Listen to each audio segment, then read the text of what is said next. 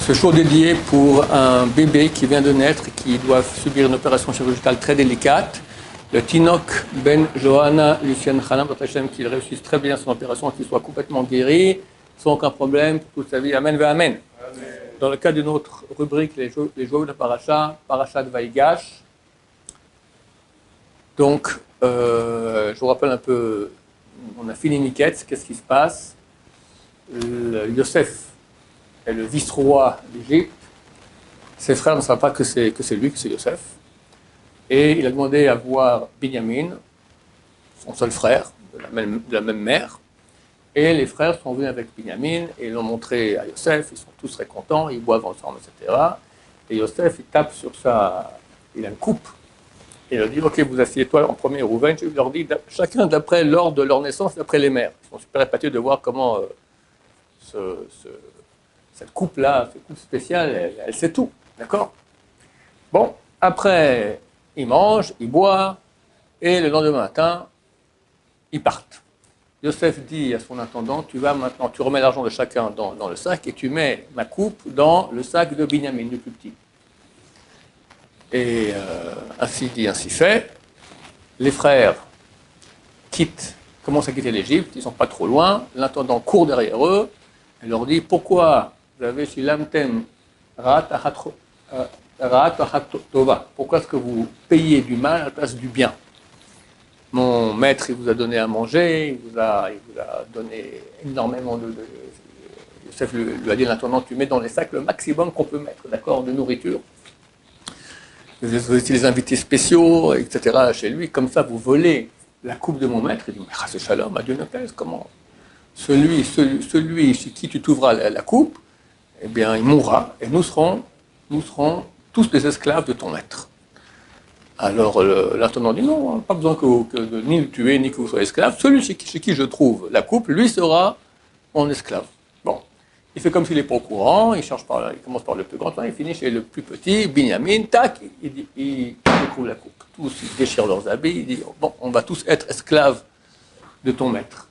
Il dit, non, je veux dire que seulement lui. Ils repartent en Égypte, et là, Yehuda, c'est le début de notre paracha, il vient et il parle très durement avec Yosef. Il dit dans le texte, Alecha rapecha, ne te mets pas en colère. De là, dit Rashi, de là, on voit qu'il a parlé durement à Yosef. Avant de continuer ce que je veux dire, déjà, il faut comprendre pourquoi est-ce qu'ils sont revenus. Et pourquoi Yosef, il a mis la coupe dans le sac. Alors la coupe, la réponse est très simple. C'est mis de l'argent. Alors un voleur qui a volé, il doit rendre, ou bien on peut lui faire rendre la somme d'argent, le double, le triple, le 10 fois plus, 100 fois plus. L'argent, on peut rendre de l'argent. Mais une coupe magique, que quand on tape, toc, et te dit à chacun qui est l'aîné après, etc., ça n'a pas de prix. Donc Yosef va lui mettre une chose qui va légitimer, qui va dire, moi je garde Binyamin en esclavage, il reste mon esclave à perpète, et vous pouvez rentrer maintenant chez votre père. Ça, c'est pour la coupe. La question se pose pourquoi eux, ils reviennent. Ils étaient 11 frères, très très forts, très très puissants. On verra après qu'il y a une bagarre terrible entre les deux. Ils savent qu'ils n'ont pas volé. Ou même s'ils ont volé, après on découvre Binyamin, ok, tiens, reprends la coupe, on s'excuse, bye, et on part. Ils reviennent en Égypte. Pourquoi? S'il y avait un otage, comme la première fois, Shimon, d'accord, je comprends que tu reviennes, mais là, il n'y a rien du tout. Écoute, on s'excuse, on est vraiment embêté. On va faire une bonne correction à ce Binyamin-là. Pourquoi est-ce que tu as volé la coupe? Vous avez raison, très bien qu'il est revenu. Je suis très content que tu nous attrapes maintenant et pas quand on serait déjà arrivé en Israël. Nos excuses, voici la coupe, bye. Comme des gentils garçons, ils reviennent en Égypte, chez Yosef, ils se mettent par terre et ils se mettent à pleurer, déchirer, on est désolé, etc. Pourquoi? Je n'ai pas vu le commentaire là-dessus. Mais le langage que dit l'intendant est très intéressant. Il dit, pourquoi est-ce que vous avez payé du mal par rapport au bien qu'on vous a fait? J'ai pensé que pour les fils de Yaakov, c'est inconcevable de ne pas les expliquer devant Yosef. Quoi? Nous, on est représentants de la famille de Yaakov, d'Hachem. On est serviteurs, Yudke Vavke, non ineffable, d'Hachem, du vrai Hachem. Que nous, on soit accusés à tort, qu'on a rendu du mal par rapport au bien, la reconnaissance du bien. Il faut savoir que chez les grands de Torah, de tout temps, la reconnaissance du bien, c'était une mida, une qualité, peut-être la top, la plus importante. Savoir toujours rendre le bien pour le bien. Et plus que ce qu'on a reçu. Bezrat Hashem. Et là, ils ont reçu. Et quoi, maintenant, on les accuse d'avoir volé? C'est inconcevable. Donc, ils reviennent comme des tatalais, comme on dit très gentiment, comme des petits chiens, d'accord? Rien de parler comme ça sur les shvatim. Avec très très gentiment, ils reviennent pour s'expliquer avec Yosef.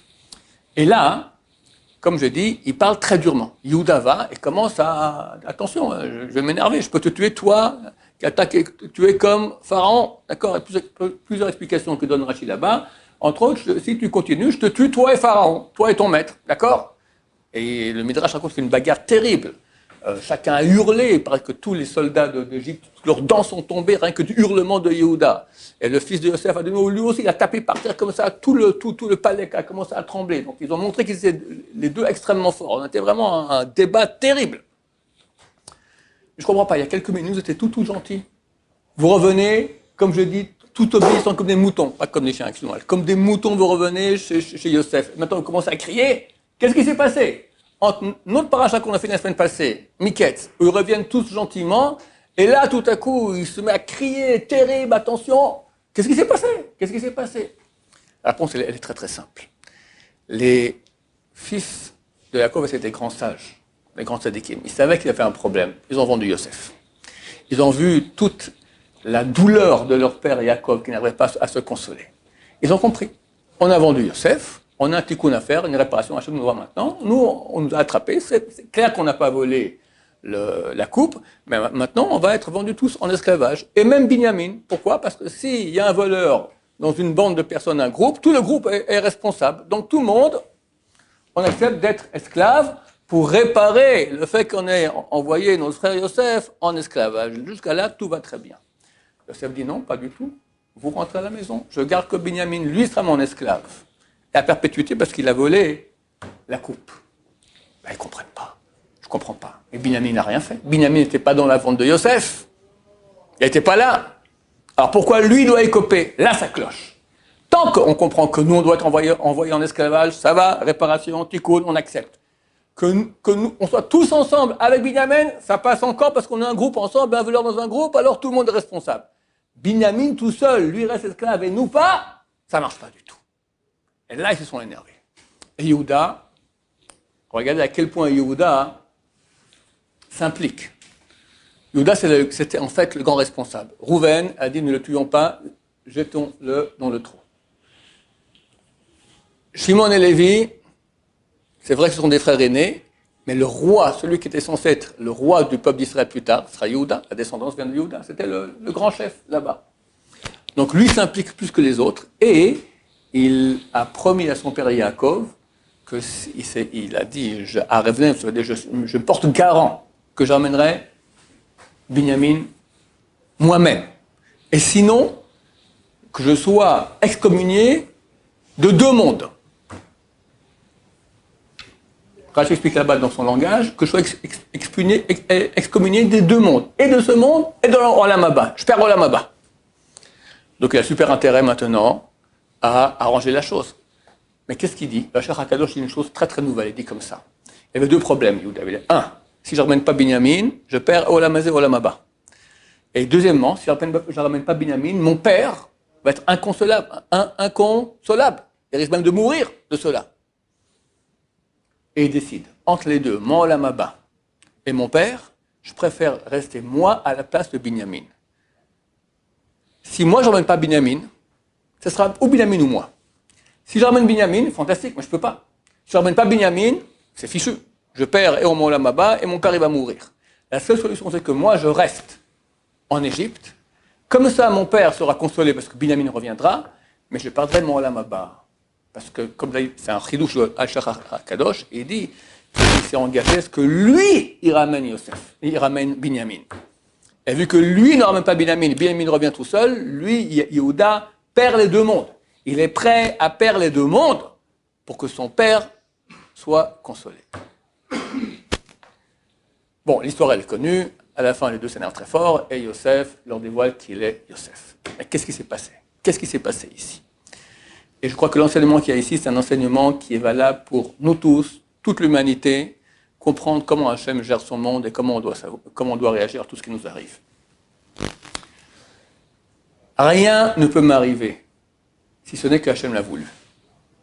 Même si quelqu'un me fait du mal et les responsables lui-même avaient le choix de me faire du mal ou pas, et décide de me faire du mal, on ne va pas dire à moi, on va dire à quelqu'un d'autre, d'accord? On a Rouven et Shimon. Rouven fait du mal à Shimon. Rouven avait le choix de faire du mal à Shimon ou de ne pas lui faire du mal.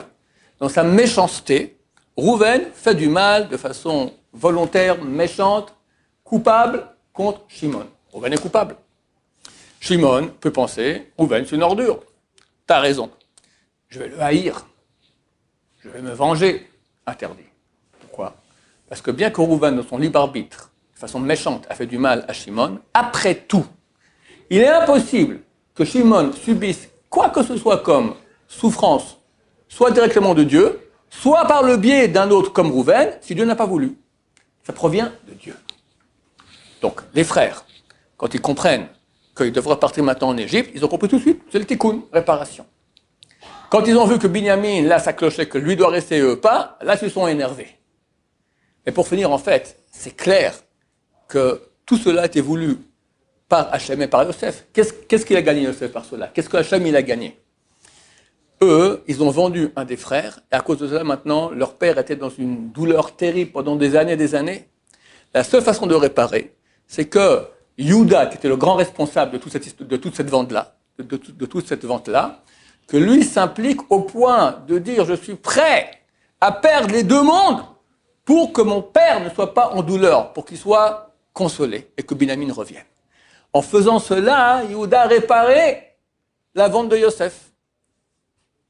Lui n'a pas compris tout ça. Yosef, lui, oui. Yosef, il a fait tout ça justement pour voir à quel point. Yosef voulait leur bien, ce sont ses frères. Il a aussi rêvé de cela. Donc, il a dit, je garde Binyamin pour voir est-ce que maintenant les frères vont s'impliquer et combien ils vont s'impliquer. Par cela, s'ils sont prêts à s'impliquer à un point tel, ils font la réparation de sa propre vente de lui-même. D'accord? Dans notre vie aussi. Il y a des gens qui ou ne comprennent pas, ou pire, se révoltent contre Hachem. Pourquoi ça m'arrive? Qu'est-ce que j'ai fait? Ils n'ont pas compris comment ça se passe. Jamais Hachem fait une chose qui est mauvaise. C'est impossible. Tout ce qu'il fait est bon, et c'est même faux de dire que c'est bon. C'est absolument bon. Absolu, ça veut dire c'est le top, il n'y a pas mieux. C'est impossible que Hachem fasse une chose qui ne soit pas 100%, ou s'il peut faire 1000%, le top du bien. Si c'est 99,99999%, c'est pas Hachem. Parce qu'Hachem ne peut pas faire une chose qui n'est pas totalement et absolument dans le bien. C'est impossible. Impossible. Ah, moi je souffre, et j'ai des problèmes, et je vois ci, et je vois ça, et je ne comprends pas. Mon cher ami, tu crois qu'Hachem il se moque de toi? Hachem il veut que ton bien. Mais, tu as des choses à faire. Tu as un job pour lequel tu es venu sur terre. On est né tordu. Hachem aurait pu nous créer parfaits comme des anges, on serait restés des gens, on serait restés dans le paradis, etc. Mais on n'aurait pas eu l'être. Hachem a voulu qu'on nous-mêmes on se construise. Alors on est créé à l'état brutal, plein de défauts, plein de problèmes, plein de choses à, je ne vais pas dire réparer, mais à arranger, à se parfaire. Et il va m'aider. C'est mon grand entraîneur, d'accord? Il me met tac, tac, il me dirige. Et quand je vais dans la mauvaise direction, paf, paf. Je dis bien paf, parce que des fois c'est des gifles, des fois c'est des signes, mais très souvent on ne comprend pas un signe, 2 signes, 10 signes, 100 signes. Ça devient une gifle, une grande gifle. Et là, tu ne comprends pas qu'est-ce qui se passe. Tu commences à aider. Alors, il y en a qui se révoltent et continuent, persistent dans l'erreur. Et Hachem est plus fort. Il y en a qui, toute leur vie, persistent dans l'erreur, continuent, ils ne comprennent pas pourquoi ça ne va pas. Il faut recevoir avec abnégation tout ce qui nous arrive, savoir que tout provient d'Hachem. Pour notre bien, si on est au niveau même recevoir ça avec joie, c'est un niveau de grand tzadikim. En tout cas, avec abnégation et voir qu'est-ce que je peux arranger chez moi, pourquoi ça m'arrive. Pas toujours on peut voir pourquoi ça m'arrive. Mais en tout cas, d'habitude, le travail, en gros, il est s'écraser, accepter, lever les yeux vers Hachem, prier Hachem, accepter la direction qu'Hachem a choisie pour moi. Si tu vas dans ce sens-là, forcément, ça ira mieux.